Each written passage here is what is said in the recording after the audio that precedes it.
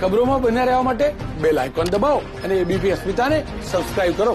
રાહતના સમાચાર। અમદાવાદ માટે કોરોના એક્ટિવ કેસનો આંકડો 1 માસ બાદ 3065 પર પહોંચી ગયો છે અને છેલ્લા 24 કલાકમાં સિવિલ હોસ્પિટલમાં, એસવીપી હોસ્પિટલમાં અને ખાનગી હોસ્પિટલમાં એક એમ કુલ 3 દર્દીઓના મૃત્યુ થયા છે।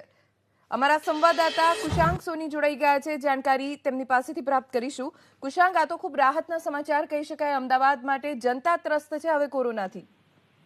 બોલી એક મહિના બાદ અમદાવાદ શહેરમાં કોરોનાનો જે આંકડો છે તે 3000ની આસપાસ આવ્યો છે, કારણ કે ગત મહિને કોરોના એક્ટિવ કેસનો જે આંકડો હતો તે લગભગ 3600 સુધી પહોંચી ગયો હતો અને અત્યારે આ મહિને જે કોરોનાનો એક્ટિવ કેસનો આંકડો છે 3065 સુધી પહોંચ્યો છે। જોકે દુઃખદ વાત એ પણ છે કે છેલ્લા 10 દિવસથી અમદાવાદ શહેરમાં 3 દર્દીઓના મોતનો જે સિલસિલો છે તે યથાવત રહ્યો છે। સૌથી વધુ અત્યારે જો ધ્યાન રાખવાની આવશ્યકતા હોય તો તે પશ્ચિમ ઝોન, ઉત્તર પશ્ચિમ ઝોન અને દક્ષિણ ઝોનમાં છે, કારણ કે ત્યાં આગળ હજી પણ 500થી વધુ એક્ટિવ કેસ છે અને આ સાથે કોરોનાના જે સંક્રમિત દર્દીઓની સંખ્યા છે તે 35,933 સુધી પહોંચી છે। તો 1796 દર્દીઓ છે તેમના મોત થયા છે। જનતાની જવાબદારી છે કે હવે કોરોનાનું જે સંક્રમણ વધી રહ્યું છે તેની પર કેવી રીતે અંકુશ કરે, કારણ કે મહત્વની વાત છે કે આ થવા પાછળનું કારણ જે સિંધુ ભવન, પ્રહલાદનગર અને એસજી હાઈવે સહિતના માર્ગો જે રાત્રે 10 વાગ્યા બાદ બંધ કરવાની જોગવાઈ કરવામાં આવી છે, જેના કારણે આ કેસ છે તેમાં ઘટાડો નોંધાયો છે, તેમ અમદાવાદ મહાનગરપાલિકાનું પણ આ કારણ છે અને તે સાચી દિશામાં હોય તેવું પણ હાલ એક્ટિવ કેસના આંકડા જોઈને લાગી રહ્યું છે।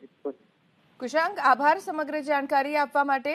તો મધ્ય ઝોનમાં 297, પશ્ચિમ ઝોનમાં 556, ઉત્તર પશ્ચિમ ઝોનમાં 533, દક્ષિણ પશ્ચિમ ઝોનમાં 471 એક્ટિવ કેસ છે। આ તરફ ઉત્તર ઝોનમાં 319, પૂર્વ ઝોનમાં 380 અને દક્ષિણ ઝોનમાં 509 એક્ટિવ કેસ નોંધાઈ ચૂક્યા છે।